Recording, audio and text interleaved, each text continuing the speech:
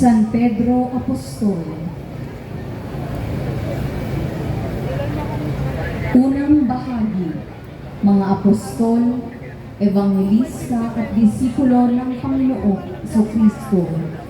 San Pedro Apostol, isang mangingisda mula sa Bethsaida at ni San Andres.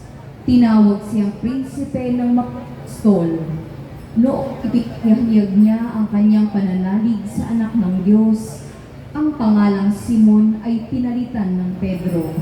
Sa pasyon ni Kristo ay tatlong ulit niyang Sa pasyon ni Kristo ay tatlong ulit niyang itinatwa ang Panginoon, ngunit humingi din ng kapatawaran. Siya ang kauna-unahang Santo Papa ng Simbahang Katolika. San Pedro Apostol, ipanalangin mo kami.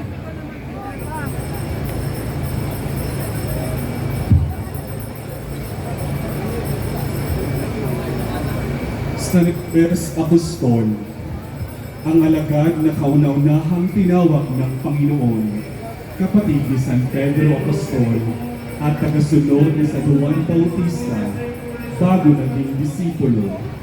Siya ang nakatagpo sa batang pinagmula ng tinapay, patakak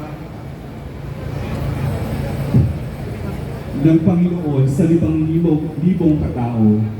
Nangaral pagkatapos ng Pentecostes, ngunit naging martir sa pamamagitan ng pagpako sa Cruz de Cusata o Cruz de Equis. San Andres Apostol, ipanalangin mo kami.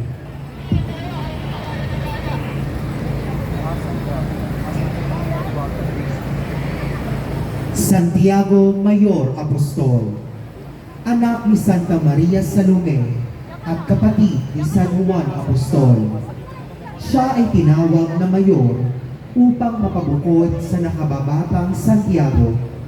Naging saksi ng muling pagkabuhay sa anak ni Jairo, pagpabagong anyo ni Jesus sa Tabor, at ang panalangin sa Getsemani. Nangaral sa Espanya at bumalik sa Judea. Siya ang kauna-unahang martir ng pahirapan at pinugutan ng ulo sa Jerusalem. Santiago Mayor Apostol, ipanalangin mo kami.